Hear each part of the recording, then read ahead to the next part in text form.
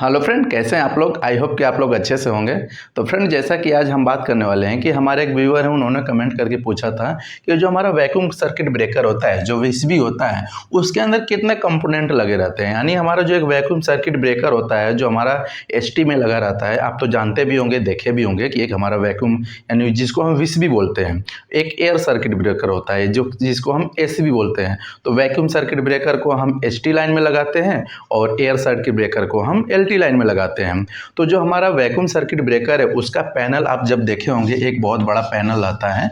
उसका पैनल आता है तो कितने कंपोनेंट से मिलकर वो पैनल बना रहता है, हमारा इलेक्ट्रिकल कितने कंपोनेंट उसके अंदर लगे रहते हैं। तो यहाँ पे हम सबसे पहले उसको सेक्शन वाइज बनाएंगे। ठीक है, सेक्शन वाइज आपको बताएंगे और सेक्शन वाइज आपको बताएंगे ताकि आपको भी जानने में अच्छा लगेगा और हमको भी बताने में कोई दिक्कत नहीं होगा और आप भी आसानी से समझ जाएंगे। तो सबसे पहले हम यहाँ पे आपको लिख लेते हैं, फिर उसके बाद हम आपको बताते हैं। हो गया, लास्ट में हम लिख लेते हैं मिसलेनियस आइटम्स। मिसलेनियस का मतलब वही होता है जो छोटा मोटा यानी अदर से जो छोटे मोटे आइटम लगे रहते हैं, तो ये होता है। तो देखिए, हम सेक्शन यानी section A, section B, section C, section D, section E, section E, F, section G, section H, हम सेक्शन वाइज आपको बांट के दिखाएंगे। आपको यदि सेक्शन वाइज बताएंगे तो क्या है, आपको भी पूरा 100% एकदम समझ में आ जाएगा कि यानी कौन सा सेक्शन, कौन सा कंपोनेंट किसके अंतर्गत आता है। यदि मैं ऐसा ही आपको पूरा मतलब एक ही बार में बता दूंगा तो आपको भी समझ में नहीं आएगा और हमें भी थोड़ा ये डाउट रहेगा कि कौन सा हम इसमें बताएं हैं कि नहीं बताएं। इसलिए मैं आपको सेक्शन वाइज बता दिया आपको कि ताकि आपको बिल्कुल एकदम क्लियर हो जाए। तो देखिए, सेक्शन ए में हम वीएसबी के बारे में बात करेंगे और सेक्शन बी में सीटी पीटी उसके अंदर कितने लगे रहते हैं, कितने कोर की सीटी रहती है, वो सब देखेंगे। सेक्शन सी के अंतर्गत हम रिले देखेंगे, सेक्शन डी के अंतर्गत हम मीटर देखेंगे और सेक्शन ई के अंतर्गत इंडिकेटिंग लैंप देखेंगे और सेक्शन एफ के अंतर्गत हम push button and selector switch, जो पुश बटन रहता है और सेलेक्टर स्विच रहता है, उसके बारे में हम बात करेंगे। और सेक्शन जी के अंतर्गत अदर कंट्रोल कंपोनेंट्स, जैसे अदर कंट्रोल कंपोनेंट का मतलब ये हो गया कि जैसे टीएनसी स्विच लगा रहता है, ट्रांसफार्मर के लिए ऑक्सिलरी जो रिले लगा रहता है, वो सब अदर कंट्रोल कंपोनेंट के अंतर्गत आ जाता है। मिसलेनियस आइटम का हम लास्ट में से बात करेंगे। मान लीजिए स्पेस हीटर कौन सा हो गया है, उसके अंदर थर्मोस्टेट लगा हुआ है, तो ये सब उसके अंतर्गत आ जाएगा। ठीक है, तो ये सेक्शन, पहले हम सेक्शन ए की बात कर लेते हैं, वीएसबी के यानी वैक्यूम सर्किट ब्रेकर। फिर एक सेक्शन वाइज आपको मैं बताते जाऊंगा। ठीक है, तो सबसे पहले हम इसको रफ कर देते हैं, फिर उसके बाद हम पहले सेक्शन ए को लेते हैं। यहाँ पे ट्रिपिंग कॉइल हो गया, कितना हो गया, एक हो गया। देखिए फ्रेंड, आपको मैं सेक्शन ए में वीएसबी के अंतर्गत में बताया। यहाँ पे देखिए, वीएसबी को किससे डिनोट करते हैं, Q52 से डिनोट करते हैं। ठीक है, तो जो अपना वैक्यूम सर्किट ब्रेकर रहता है, उसके अंदर कितना आ जाता है। मान लीजिए जो हमारा Q52 यानी जो ब्रेकर है, जो वीएसबी वैक्यूम सर्किट ब्रेकर है, आप जो ANSI जो होता है, यानी ANSI, ये कोड जिसको हम आंसी बोलते हैं, ये कोड में आप देखेंगे तो Q52 यानी वैक्यूम सर्किट ब्रेकर को बोलते हैं, यानी वीएसबी सेक्शन को बोलते हैं। ठीक है, तो इसमें आप देख सकते हैं आंसी कोड के बारे में। तो देखिए, वैक्यूम सर्किट ब्रेकर के अंतर्गत अपना कौन कौन सा है। मान लीजिए जो 1250 एम्पियर का वैक्यूम सर्किट ब्रेकर है, यानी 11 kV का, यहाँ पे मैं डिस्क्रिप्शन भी लिख दिया हूँ, यहाँ पे रेटिंग लिख दिया हूँ, यहाँ पे क्वांटिटी लिख दिया हूँ। तो ये सेक्शन वाइज आपको मैं बता रहा हूँ। तो यानी 1250 एम्पियर का हमारा वैक्यूम सर्किट ब्रेकर है, 11 kV का है, ड्रॉ आउट टाइप का है, 26.3 किलो एम्पियर का एच का, यानी जो रेटिंग है, और ये 3 सेकेंड के लिए कितना है, क्वांटिटी में उन्होंने हमसे क्या पूछा था, कितने कंपोनेंट लगे रहते हैं। तो यहाँ से आप उसको काउंटिंग करते हुए भी आप देख सकते हैं और आपको भी यानी मैं आपको बताते जा रहा हूँ कि कितने कंपोनेंट, यानी वैक्यूम सर्किट ब्रेकर कितना है, एक है। 250 वोल्ट का यानी एसी है, 250 volt AC spring charging motor, उसके अंदर जो स्प्रिंग चार्जिंग मोटर लगा हुआ है वो कितना लगा हुआ है, एक है। देखिए यहाँ पे एक लगा हुआ है। और 110 वोल्ट डीसी यानी क्लोजिंग कॉइल, उसके अंदर जो क्लोजिंग कॉइल लगी हुई है वो 110 वोल्ट डीसी वाली है और कितना लगा हुआ है, एक लगा हुआ है। और ट्रिपिंग कॉइल उसके अंदर रहती है। जब आप जानते हैं कि यानी जो हमारा जो वैक्यूम सर्किट ब्रेकर रहता है, उसको ट्रिपिंग के लिए और क्लोजिंग के लिए अलग से कॉइल लगी रहती है। तो उसको यहाँ पे मैं डिस्क्रिप्शन में यानी डिस्क्रिप्शन यहाँ पे डाल दिया और उसकी रेटिंग भी यहाँ पे डाल दिया आपको, कि आपको साथ साथ उसकी रेटिंग भी पता चल जाए और ये कितना क्वांटिटी लगा है, एक लगा हुआ है। तो ये हो गया सेक्शन 1 के अंतर्गत, यानी closing coil, tripping coil, spring charging motor और वैक्यूम सर्किट ब्रेकर। अब हम बात कर लेते हैं सेक्शन बी के बारे में। CTPT जो हमने सेक्शन बी में हमने देखा था, CTPT के लिए हमने देखा था। तो यहाँ पे जो CT लगा रहता है, आप जो वैक्यूम सर्किट ब्रेकर देखेंगे उसके इनपुट में जब CT लगा रहता है तो वहाँ पे आप देखेंगे CT की जो रेटिंग रहती है 1 से लेकर 3 तक, यानी उसके अंदर इसका कहने का मतलब क्या है कि उसके अंदर 3 CT RYB यानी तीनों में CT लगा हुआ है। कितने का है, यानी 100 और 150 का है, ऑब्लिक यानी 5 या 5 एम्पियर का, ठीक है। तो यानी इसके अंदर कोर होता है, मान लीजिए ये कोर अलग के लिए है, एक कोर अलग के लिए, ठीक है। तो इसकी रेटिंग अलग हो जाती है। मान लीजिए 100 कोर की है और एक ये 2 कोर की है, सपोज दैट ये 100 कोर की है, 150 कोर की है, तो यानी कोर 1 की हम बात कर रहे हैं। जैसे सपोज दैट इसको आप ले लीजिए, तो ये कोर 1 की हो गई। अब क्लास कौन सा हो गया, 0.5 हो गया। अब कितने का है, यानी 20 VA का है। और कोर 2 ये जो है, ये इसकी जो कोर कौन सा है, कोर 2 की हम बात कर लेते हैं। क्लास कौन सा है, 5P20 है। देखिए इसकी कोर अलग है, ये वाली है। कोर 1 जो है क्लास अलग है, लेकिन कोर 2 की क्लास क्या है, इतना है, यानी ये 5P20 है, ठीक है। और ये कितने लगे हुए हैं, यानी 3 लगे हुए हैं। ये यहाँ पे आपको मेंशन किया हुआ है, यानी मैं आपको मेंशन कर दिया। तो यहाँ पे 3 लगा हुआ है। CT यानी उसके अंदर कितने लगे हुए हैं, 3 है। उसी तरह PT का भी होता है। PT देखिए 1 से लेकर 3 तक लगा हुआ है। इसकी रेटिंग कितना है, 50 VA प्रति फेज है। और PT की रेशियो कैसे निकालते हैं, आपको तो पता है कि जितने की PT यानी सपोज दैट 11 kV का है, तो 11 kV डिवाइड बाई √3 करेंगे तो 110 आएगा। फिर 110 को आप क्या, यदि √3 से डिवाइड करेंगे तो 63.5 वोल्ट आएगा, ठीक है। तो आपका जो इंडिकेटर रहेगा, अभी मैं इंडिकेटर वाले सेक्शन में जाऊंगा तो उसमें भी आपको बताऊंगा, जो RYB जो वैक्यूम सर्किट ब्रेकर का इंडिकेटर रहता है उसके अंदर कितना वोल्टेज जाता है, 63.5 वोल्ट जाता है, तब वो ग्लो करने लगता है। तो ये भी कितना लगा हुआ है, 3 लगा हुआ है। देखिए यहाँ पे हमने VCB भी सेक्शन देख लिया, सेक्शन 1 देख लिया, सेक्शन B भी देख लिया। अब हम बात कर लेते हैं सेक्शन C में कौन कौन सा आता है। हो गया ट्रांसफार्मर फॉल्ट रिले, कितना हो गया, ये 2 हो गया। तो देखिए सेक्शन C में हमने देखा था कि नहीं, रिले के बारे में हमने बताया था। तो यहाँ पे देखिए K51 को हम किससे डिनोट करते हैं, यहाँ पे देखिए न्यूमेरिकल रिले लगा रहता है, जिसको यानी न्यूमेरिकल रिले लगा रहता है। मान लीजिए उसको हम जो अपना वैक्यूम सर्किट ब्रेकर है उसका माइंड उसको बोलते हैं, यानी पूरे माइंड यानी पूरा माइंड इसके पास रहता है। कैसे कंप्यूटर के लिए CPU लगाते हैं, उसी तरह उस कंप्यूटर का मास्टरमाइंड CPU होता है, उसी तरह पूरे अपने वैक्यूम सर्किट ब्रेकर का मास्टरमाइंड यही रिले होता है। ये जो रिले दिख रहा है इसके अंदर 2 सेटिंग रहता है, IDMT और DMT। यदि इसके बारे में आप नहीं जानते हैं कि इसकी सेटिंग कैसे करते हैं, तो इसका मैं ऑलरेडी एक वीडियो बना के अपलोड किया हुआ हूँ, उसका मैं लिंक डिस्क्रिप्शन में भी दिया हुआ हूँ, तो वहाँ से आप देख लीजिए कि इसका सेटिंग IDMT और DMT में क्या डिफरेंस रहता है, उसके बारे में हम उसको पूरा अच्छी तरह से बताए हैं। तो उसमें वो कितना लगा रहता है, 1 ही लगा रहता है, ठीक है। तो उसको किससे डिनोट करते हैं, हम K51 से डिनोट करते हैं। अब देख लीजिए K86 रिले का यहाँ पे मैं ऑपरेटिंग वोल्टेज भी आपको दिखा दिया हूँ, 110 वोल्ट DC है। और यहाँ पे K86 रिले यानी मास्टर जो इलेक्ट्रोमैकेनिकल टाइप का मास्टर ट्रिप रिले लगा रहता है, इसके ऊपर भी मैं एक वीडियो बना के अपलोड किया हूँ कि इसके अंदर कितने NO रहते हैं, कितने NC रहते हैं, इसके अंदर कॉइल का पावर कहाँ से आता है, सब कुछ उसमें मैं बताया हुआ हूँ। तो उसका भी मैं डिस्क्रिप्शन में लिंक दिया हुआ हूँ, तो उसको आप देख लीजिए ताकि आपको भी जानकारी हो जाए। तो मास्टर ट्रिप रिले कितना लगा रहता है, 1 लगा रहता है।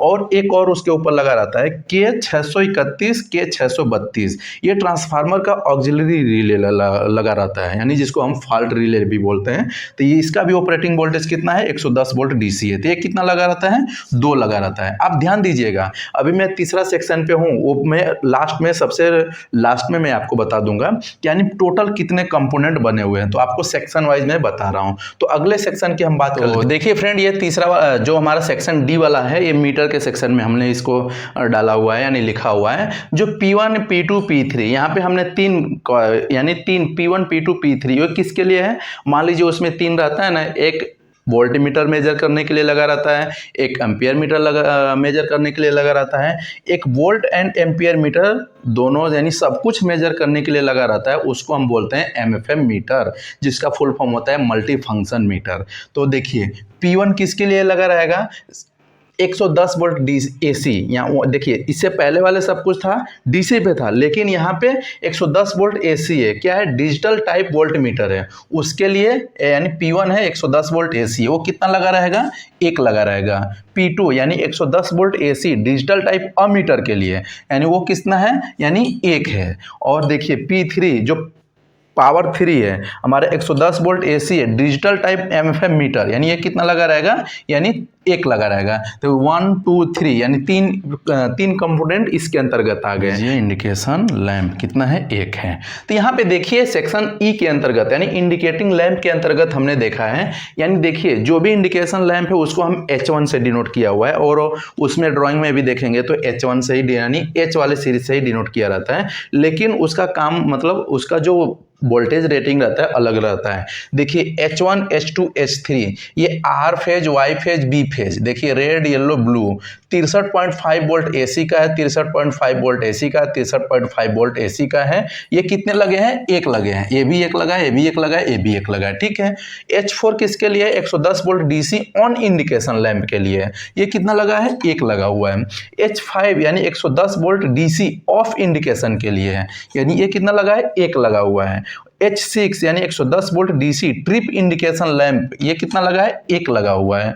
और H7 110 वोल्ट DC TCH यानी trip circuit healthy indication lamp के लिए कितना लगा हुआ है, एक लगा हुआ है। और 8 यानी H8 230 वोल्ट AC, यहाँ पे देखिए ये सब DC चल रहा है लेकिन यहाँ पे ये AC आ गया, ये स्प्रिंग चार्जिंग इंडिकेशन लैंप के लिए कितना लगा हुआ है, एक लगा हुआ है। मान लीजिए मोटर हमारा जब स्प्रिंग चार्जिंग होता है तो ये ब्लू कलर का इंडिकेशन यानी यहाँ पे ब्लू हमने लिख दिया, ब्लू तो ब्लू कलर की रहता है, ठीक है।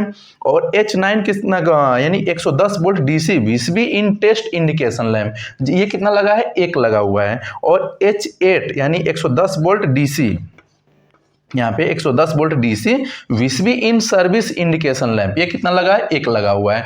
देखिए यानी 1 2 3 4 5 6 7 8 9 10 यानी जो हमारे इंडिकेशन वाला सेक्शन है उसके अंदर 10 कंपोनेंट यानी इंडिकेशन का लगा हुआ है, लेकिन इसका ऑपरेटिंग वोल्टेज अलग अलग है सेक्शन वाइज है, ठीक है। तो ये हो गया हमारा ये इंडिकेटिंग सेक्शन का। अब हम अगला सेक्शन की बात कर लेते हैं। सेलेक्टर स्विच कितने लगे हैं, एक लगे हुए हैं, ठीक है। तो अगला सेक्शन जो हमारा हो जाता है पुश बटन का हो जाता है। मान लीजिए हमारा जो वैक्यूम सर्किट ब्रेकर रहता है उसके अंदर उसके ऊपर देखे होंगे पैनल के ऊपर तो पुश बटन लगा ही रहता है, तो इसलिए इस S4 और S5 को हमने इसके अंतर्गत लिया हुआ है। तो S4 जो है इमरजेंसी स्टॉप पुश बटन होता है, उसके पीछे आप देखेंगे इमरजेंसी स्टॉप पुश बटन के पीछे तो एक NO रहता है, एक NC रहता है, यही दो रहता है। तो यानी एक वो कितने लगे रहेगा पुश बटन, यानी ओनली S4 जब ड्राइंग में भी देखेंगे उसके पीछे तो दो लगा रहता है, उसकी बात नहीं है, सिर्फ इमरजेंसी पुश बटन कितना लगा है वो बात है, तो वो कितना लगा रहता है, एक लगा रहता है। और S5 यानी 2 वे यानी जो सिलेक्टर स्विच उसके ऊपर लगा रहता है, आप देखे भी होंगे घुमाने वाला, ठीक है, ऑफ कंडीशन का उसके ऊपर नहीं लगा रहता है। यानी 1 पोल यानी सिंगल पोल 2 वे सिलेक्टर स्विच कितना लगा रहता है, एक लगा रहता है। यानी S4 हमारा इमरजेंसी पुश बटन हो गया, S5 हमारा सिलेक्टर स्विच हो गया, 2 वे यानी पुश बटन का सेक्शन हो गया। अगला हम देख लेते हैं, हो गया 3 हो गया।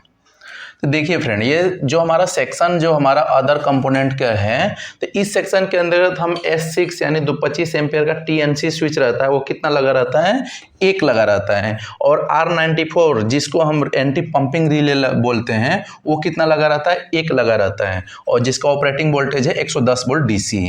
और हमारा R3 मान लीजिए और रिले जो DC फेल, जब सपोज यदि पावर फेल होता है तो वहाँ पे DC फेल का इंडिकेशन आता है, उसमें एक रिले लगा रहता है, ऑक्सिलरी रिले बोलते हैं उसको, यानी उसके अंदर ग्लास रिले लगा रहता है, तो वो कितना लगा रहता है, 2 लगा रहता है। और एनाउंसिएटर मान लीजिए 8 विंडो का, 12 विंडो का, 16 विंडो का, 24 विंडो का, जितना रिक्वायरमेंट के ऊपर डिपेंड करता है, कितना लगा रहता है, एक लगा रहता है। ओनली हम HT VCB की बात कर रहे हैं, उसके साथ कनेक्टेड है उसकी बात नहीं कर रहे हैं, ओनली हम वन पैनल यानी ओनली VCB की बात कर रहे हैं। हूटर कितना लगा रहता है, एक लगा रहता है।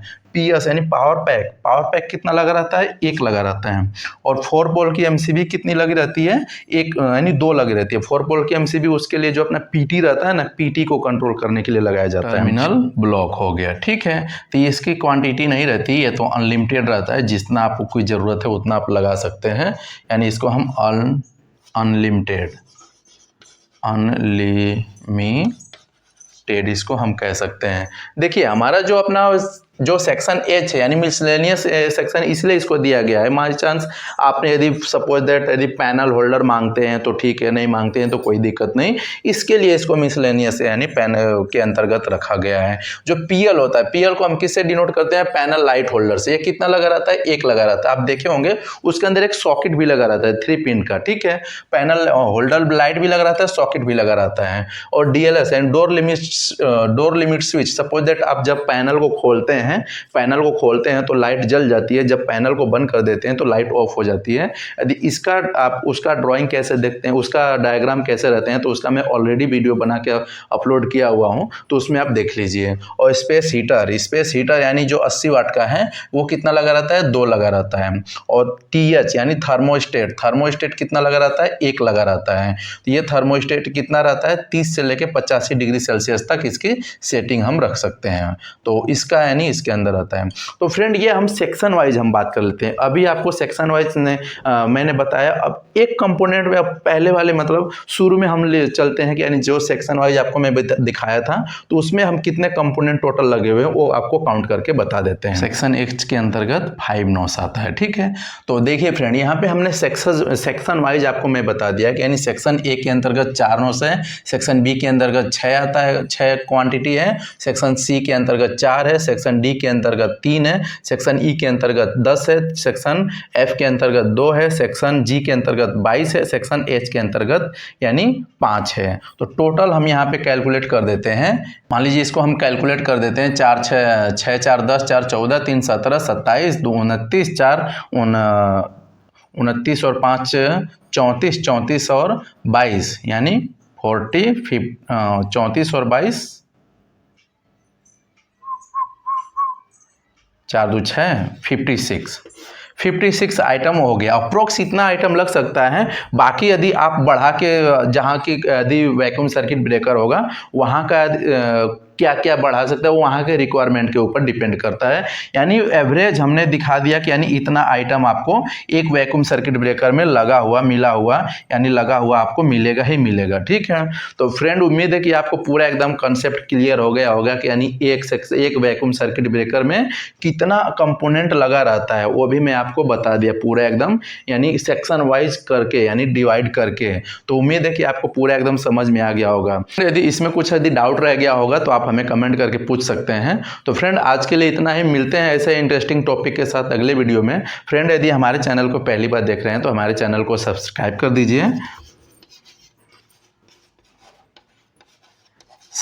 दीजिए और लाइक कर दीजिए और दोस्तों के साथ शेयर कर दीजिए।